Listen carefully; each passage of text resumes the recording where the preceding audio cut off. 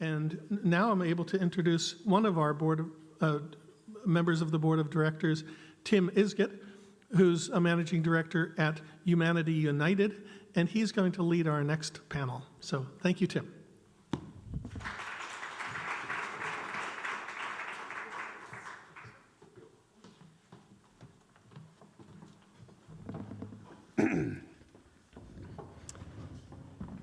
Hello, everyone. We are very excited to be here today, particularly to have the post-lunch segment, which is always really fun. I'm actually really excited about this segment. It's an opportunity to sort of break beyond our borders and take this conversation global. And to do that, we have two important guests here today with us. Christy Hegrenus, who's the CEO of Global Press and the publisher of the Global Press Journal.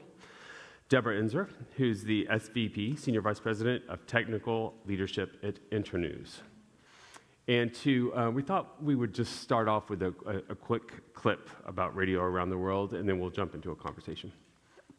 সুপ্রিয় শ্রোতা, এখন অনরা শুনিবান ইন্টারনিউজ এবং community radio 99.2 FM এর যৌথ প্রযোজনায় অনরার প্রিয় অনুষ্ঠান শান্তিল্লাই হতাহল।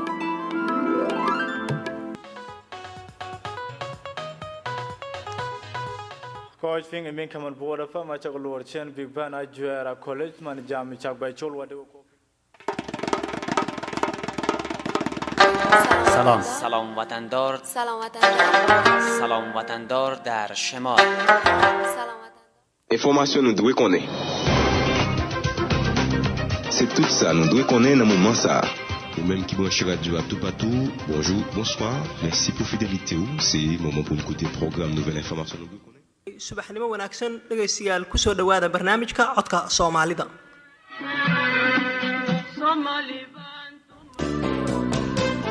Hello friends, শুনছেন radio north 99.2 FM. Terrific. Thank you. Did you put that together, Deborah? Yeah. Thanks so much. Pleasure. So I thought we'd begin with you both, just diving a little bit about you and the organizations you represent and your approach to media. Do you want to start Sure. us off, Deborah? And I think we also, there we go. There we go. Thank you. Some pictures. We just have some pictures from both Christy and I from around the world to keep you entertained while we're talking. I was a print journalist for 20 years of my life, and then quit when I was almost 40 and joined the Peace Corps, and went to Africa and stayed there for the next 14 or so years, 10 of those doing community radio. And so I currently work for an organization called Internews, and I've been with them for this past 10 years. And for those of you who don't know Internews, we're an international nonprofit that specializes in media development. So we work in currently about 74 countries around the world, specifically to help local communities have local information in their own languages so that they are able to make better decisions for their families, to shape their communities, to hold their governments to account, and also to be entertained, and as we heard today, so beautifully, to also listen to music and cricket matches and things like this. So while we work in and we believe that all humans have a right to information, we really specialize in working in some of the most information-vulnerable places in the world, and some of the hardest to reach places in the world. So these are places like South Sudan, where I spent 6 years, Afghanistan. We work all over Africa and Chad, and Somalia, and Kenya, and Uganda, and really partner with people and communities that otherwise might not have any information in their own languages or a trusted source of information.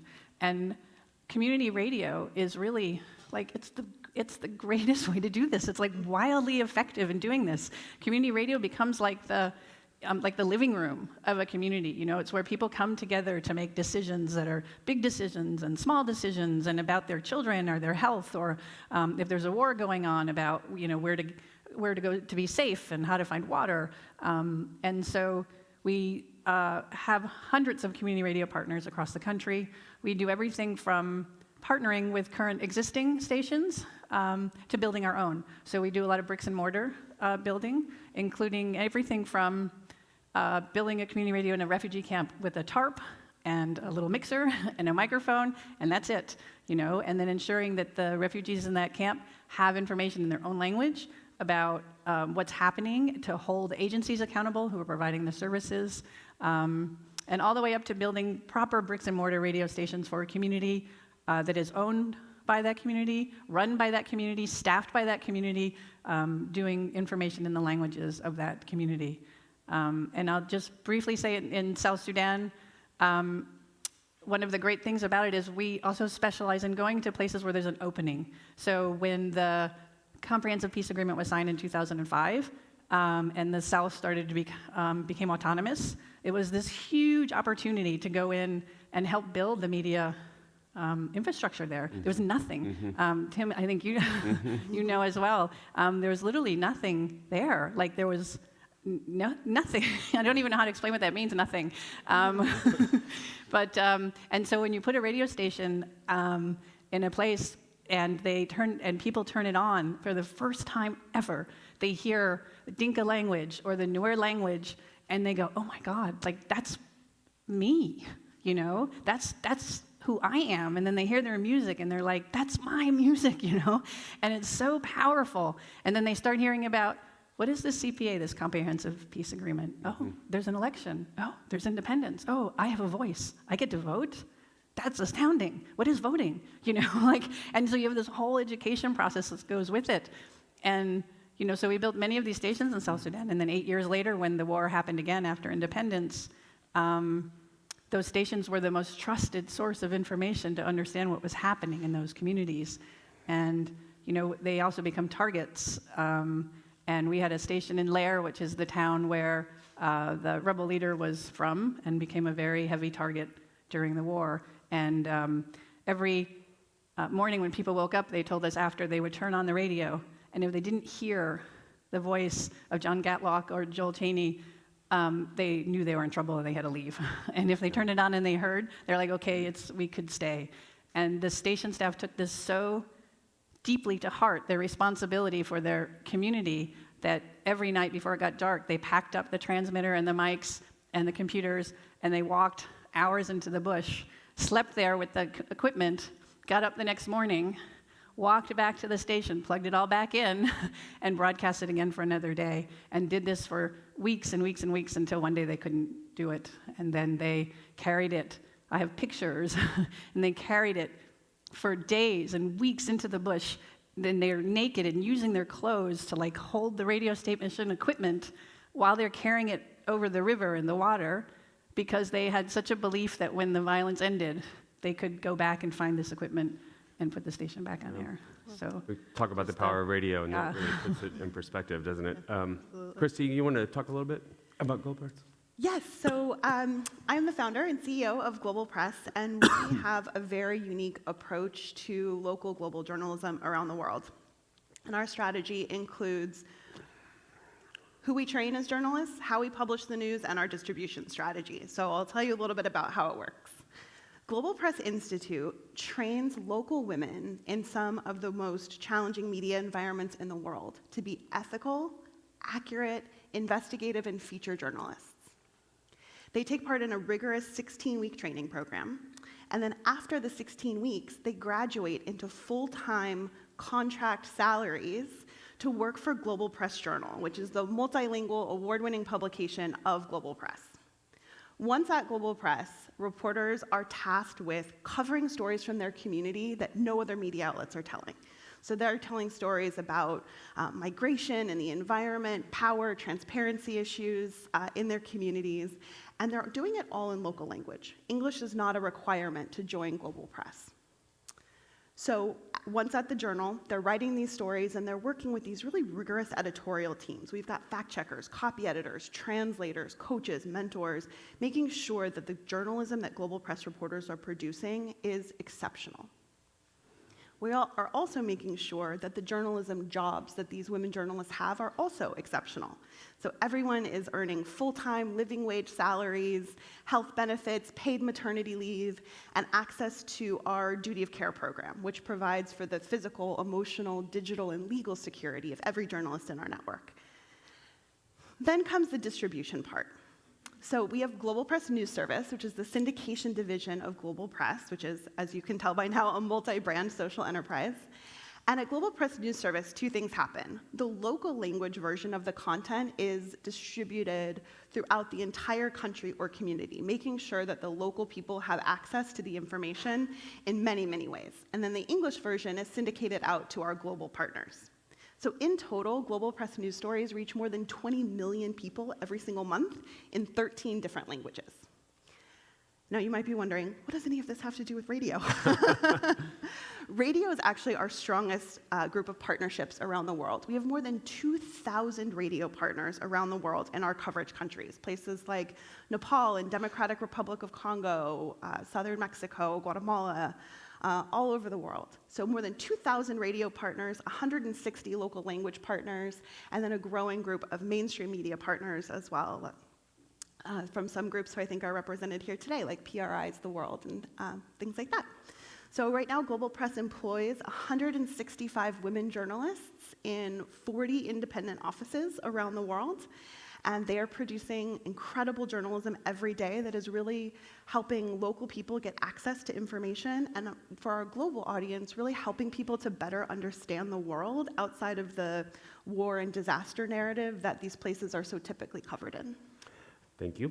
I'm wondering, since you both just hit on it a little bit, if you could talk a little bit more from the global perspective about sort of the ubiquity of radio and the sort of access to information and the equity that that platform provides. Yeah. Sure. I was really struck today. I love community radio so much, and I'm so excited to talk about it today. But I was so struck about how everything you were all talking about community radio in the U.S. Is the same as the kind of language and the things that we talk about in the rest of the world. And if community radio is about equity and access, that's what it is, right? It's like, how else do you help marginalized communities who are in places that are hard to reach, who have voices that aren't being heard? How else do you give them a voice, right? Like, they might, in the places we work, they're not connected maybe to the internet, they have low literacy and they can't read. What else is there, It's radio. And so it's, and it also provides access. I'm struck so much by you working specifically with female journalists. One of the things that we find over and over again is when you have a woman on the radio who's a presenter or a reporter, she becomes a role model for that community. They're famous in these communities, right? Radio is like everyone sits around and listens to it all the time together. And so a young girl will tell you, I want to be like Angela when I grow up, they're they're like famous personalities in that community. So that that access issue to women and to all parts of the community.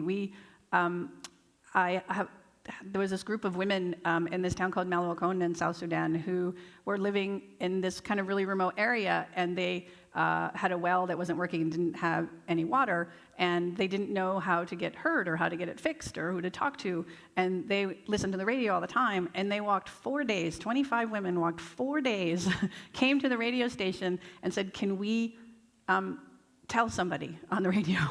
And they went on the radio and they told their story, because they knew that radio would give them a voice, give them access, and give them, have them feel equal to other people who had ability to just walk into the local commissioner's office and say something, and they got their well fixed. Yeah. Great. Thank you for sharing the story. Christy?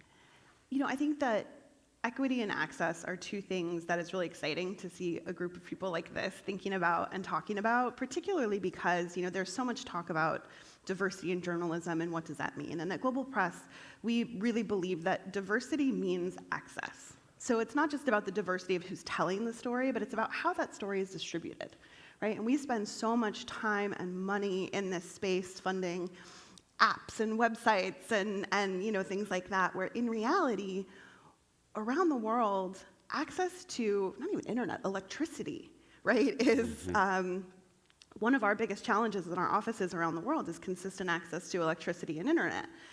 So when we're talking about apps that require 4G access, forget it, it's not even relevant. So I think that for us, radio really plays that role, and we've also really been able to see how when really high quality journalism goes on local radio stations, standards for media really increase in the entire community. We work with so many radio partners who say, hey, you know, your journalists gave us this story, so we give our partners either transcripts, audio versions of stories, or our reporters speak a lot on local radio as well. Those are the three main ways that we work with radio. And you know, we're really able to build a new workforce for journalism and help elevate standards all around the world, and then simultaneously see an impact of what happens when global press stories are disseminated via radio. I was just telling these guys earlier, there's been so much global coverage recently about Ebola in Democratic Republic of Congo, and how militia groups and local people are really resistant to some of the international health care workers that are trying to intervene and help in this area. So we have 2 reporters in the Ebola zone right now, which is obviously a huge duty of care and security protocol issue for us that is really challenging. But one of our reporters, Pascaline, did a story about why, the cultural resistance to some of the ways and the tactics that the health workers were using. And she went on the radio and she talked about her story.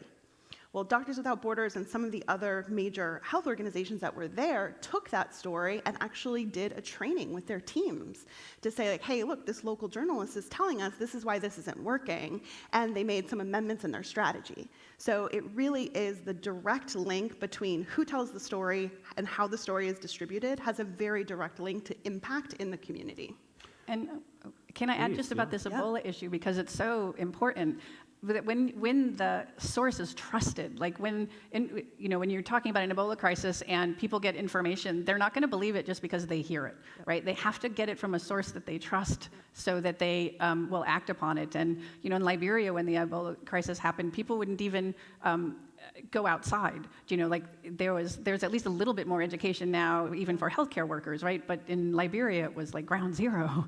And so people wouldn't even go outside. The city was completely quiet. And our staff there, we were partnering with a bunch of radio stations, collecting rumors about the Ebola virus and how it spread, and then fact-checking them and putting out the correct information, and working with the local radio stations in Monrovia and across Liberia. And they said, you couldn't walk through the town. It was completely empty, but you can hear through all of the windows of the different apartments in the buildings the radio and the information about Ebola passing on the radio, because everyone was at home listening to the radio, right? And so it's so true, like getting that trusted source to be able to share that information.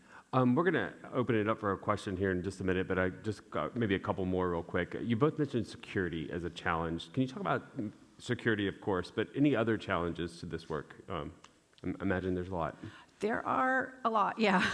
I think the financial viability issue is a really big one. I mean, we talk about that in America a lot, that newspapers are closing and the death of local media. I feel that issue is even more relevant in other parts of the world that never had a market to start with. And so there isn't even anything to collapse, but then they're very often donor funded, and some of that donor money is gone. So that is a real big issue. I would say challenges around energy and electricity. Many of the places we work, there's no electricity at all, and so they run on generators. Generators require a lot of fuel. They have to ship it in from somewhere. It limits the number of hours you can be on air. We often, when we can and get the funding, we'll translate local radio stations onto solar power. And we have one where we did this in 2016, and 3 years later, it hasn't been off air even a single day, and they're now on air like 24 hours a day instead of 2 or 3 hours in a week. Security is a big one. I would everything from like government repression in really like soft, subtle ways, like, oh, they won't give you a license for your community radio stations. They'll tie it up in bureaucracy, or they'll make the fees so high that you can't afford to get it, or they'll sit in a room and like they often have government minders in some communities that are really sensitive, and then listen to the radio, and when they hear something, they'll come in and harass you or detain or arrest a journalist, and so there's a lot of self-censorship that can happen. And the security issue, of course, I mean, we've had stations in Afghanistan that have been bombed, stations in South Sudan that have been destroyed, rebuilt, rebuilt over and over again. We worked with you guys in Kauda in the Nuba Mountains in Sudan, one of the hardest places in the world, I think, to work. And, they're constantly being bombed. The station is aerial bombed, but because they use those giant Russian planes where they just shove the bomb out the back of the door, they're not very accurate, and so they have so far missed. But so really intense security issues as well. Yeah, for us, Global Press has a unique model in that we are the full-time employers of these journalists around the world, all of whom are local women. So very often in journalism, I get asked by funders all the time, oh, are your journalists ever in danger? Yes. Do you have a security plan? Yes. Great. Next question. Right? But in reality, it's so much more intensive than that, particularly because journalist security is typically thought of in the foreign correspondent context, right? Where something bad happens and you hop in your Land Rover and then get in your helicopter and then you just get out of there. But the reality for local journalists whose job it is to cover their own communities is they wouldn't leave even if you gave them the option. So we've had to design our security program around local journalists for whom extraction is not an option. Yeah. So the comprehensive security model that we've developed includes physical security, and that's everything from learning basic emergency first aid to transportation policies and guidelines, and it's everything from training to in-practice implementation day-to-day, and then crisis and emergency response is really the tail end of the security program. It's really all about investment in security throughout. So physical, emotional, next to soldiers, journalists report some of the highest PTSD levels around the world, and in the industry, it's not something that's talked about. So at Global Press, we have 18 counselors on call in every region of the world who speak the languages of our reporters. And our reporters can do unlimited amount of sessions with these counselors, and we never know about it. They have direct access to request these sessions directly. And they're also all regionally appropriate because counseling looks different in different parts of the world. And then digital security is a growing threat. We have some places where we operate like Mexico, where digital security is a huge threat, or Mongolia, where it's a huge threat. Other places, not so much, but there's some really interesting correlations between, for example, Chinese investment in sub-Saharan Africa and how a lot of internet censorship technologies are sort of being exported along with that investment. It used to be pretty common in Ethiopia, for example, for the internet to be turned off. Now Ethiopia is opening up, but other places like Congo and Zimbabwe, there's the turn off the internet button when anything sort of inconvenient happens. So making sure that our reporters are digitally secure. And then finally, legally secure. We have local legal representation in every community, as well as 2 incredible global law firms who are our partners. So really thinking about journalist security holistically is a huge, huge part of where we spend our time and energy in order to keep these reporters safe so that they can produce world-changing stories. We have a meeting next week where she's going to dive into this a little bit more. It's very impressive to hear all that. Thank you, Christy. Thank you both, by the way, for sharing these stories. One last question. Particularly from a global perspective, not that you can cast the net that widely, but I'm just curious what you think about the future of radio in the context of where you're operating. I have great faith in the future of radio. I mean, listening is never going to go away. The power of listening will always be there. And I feel like when the next 3 billion people come online, that the second half of the world will be coming online. These are going to be people who are more disadvantaged, have they're more marginalized, they have many more languages, and they're going to need a safe place to get information. And they're not going to necessarily be connected to local information. So radio has the ability to be digital now. You have internet radio, you have podcasting. I feel like there's so much rich opportunity for radio to move into that space, as well as to continue doing what it does best, which is this being the living room of the world, and then the living room of this community. And I, like everyone here, I feel like it's so integral to communication in this, some of the work we've even done in the U.S., especially during the fires in California. We were doing some work last year.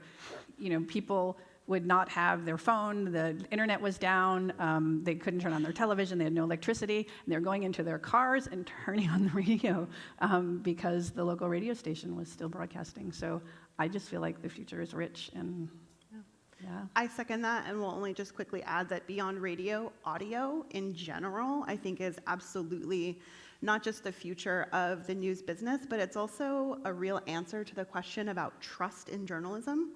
one of my favorite syndication sort of channels that we use is these encrypted WhatsApp channels in Zimbabwe, where our reporters essentially like read audio versions of their stories like into recorded messages on WhatsApp for other Zimbabweans to then listen to, because radio is very tightly controlled there. So just the act of like hearing a voice that sounds like you in your language or your dialect that's rich in culture is just, it solves for a lot of the trust problems that we have on other platforms. Yeah. Real quick, before we open it up, I just want to give you all a round of applause. Thank you for the work that you're doing in the world. Yeah. And let me just, invite some questions here. And also, the two of you, if you have questions for each other. I know we've been talking for weeks now, but if you have questions for each other, please feel free. Oh, and let me mention one other thing, too. We can take some questions now, but there's a breakout session led by Lauren from MacArthur Foundation right after this. Is that right? Yeah. Another session after this. Okay, great. Soon after this. So, anything? Oh, yes, please. Oh, wait, there's a microphone coming. Sorry. Hi, thank you so much for the presentations. This is a question for Christy, maybe, but for both also. How do you all handle during that training period the question of what are journalistic standards and how that difference based on rules and regulations in different countries, based on practices, cultural differences, how do you guys kind of ensure that there is a standard that all of your journalists are abiding by, but also respect that there are differences in different places? Great question. Yeah, I love that question. So during the Global Press training program, we have a set of standards that all of our journalists everywhere in the world have to meet. Whether you're a brand new Global Press reporter in Puerto Rico or Mongolia, or you've been with Global Press for 13 years, like our journalists in Chiapas. And so we have, baseline skills assessments and a lot of measurements in place to make sure that reporters are meeting those skills. But these skills are intentionally designed so they are the standard baseline, and then cultural implications of the location can come after that. So for example, I think one of the biggest challenges is going to be around verification and critical thinking. Right? Around the world, critical thinking skills are typically not taught in schools, not that they're particularly well taught here, so this idea of verification and investigation, and when a figure of authority is telling you, nope, I don't know anything about that, what is the culturally appropriate way, the safe way to actually say, well, no, I know that's not the case, and here's why, or those kinds of things. So we have verification standards that we teach, but ultimately, part of the beauty of local journalists and local journalism is making sure that these baseline standards are put into practice in culturally appropriate settings. And I think there's another key piece of Global Press, which is we have a non-assignment policy. That means people at our headquarters in DC aren't making assignments like most major news outlets. Hey, here's the story and where you are. Our journalists are trained to unearth their own stories and to talk about the stories that they find to be missing from current media conversation. So that allows them to also put some of that cultural context and knowledge into play. Yeah, that's great. I mean, I would only add that, we train hundreds of journalists around the world every year, and sometimes they're journalists who work for us because we have built a radio station in the community, but many, many, many times they're journalists who work for partner news outlets around the world, and so we will come into their newsroom and help train with them. We often, I think one of the keys is we use regional trainers, people from the countries that we're working in, and help train them as well to be able to understand the standard. We do some content analysis to be able to show people once we look at their content, here's the areas that are strong and here's that are weak. But there are lots of different ways to ensure that. Yeah. Caitlin, I have one more question. Go ahead.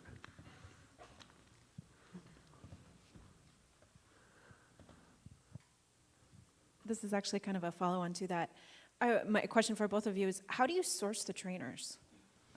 Where do you find people who are culturally sensitive, relevant, but have that high standard level?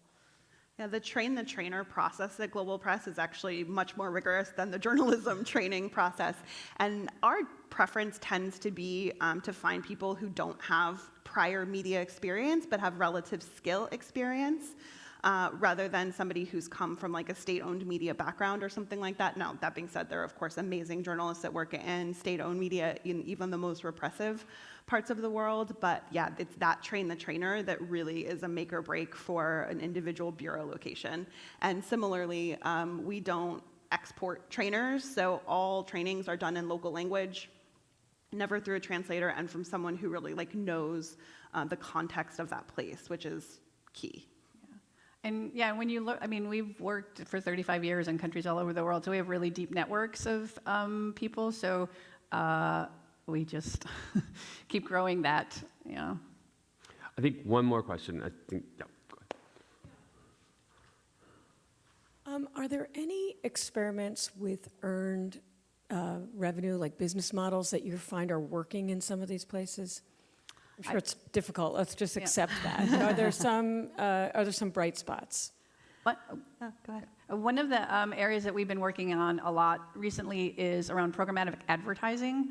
I don't know if anyone here knows much about programmatic advertising, but it's how ad spend is shared on digital platforms. And so we've been experimenting with a model of whitelisting of reputable media and working with brands to try to get them to put their money through this whitelist, which means that we can onboard local media in very remote places that brands might not ordinarily have access to, or that might not already be participating in the markets.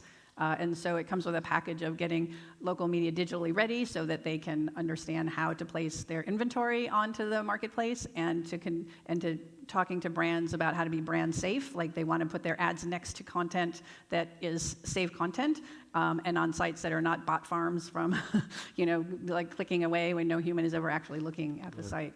And so we're in pilots in a couple of countries now, and looking at and partnering with. We have a internal organization called United for News. That's an Internews subsidiary, so to speak, that is working on this quite a lot, and it's really exciting, actually, if we can get it launching. Yeah. We should definitely take up this topic in the breakout session, and I'll just quickly say that Global Press News Service is a revenue-generating brand, and so English language syndication is free, but our English syndication is for revenue and outside of news industries. Some of my favorite partnerships are with education and curriculum development firms, and then we're also monetizing beyond just our journalism, core products that make our journalism work. So like our fact-checking system right now, we're putting into 100 college newsrooms throughout the United States. So there's a lot of ways that I think news organizations can be really intentional about how to generate revenue from core products that they've already created. But we should definitely talk more about that in the breakout. Yes. Thank you both, Christy, Deborah. Thank you so much. Thank you, guys.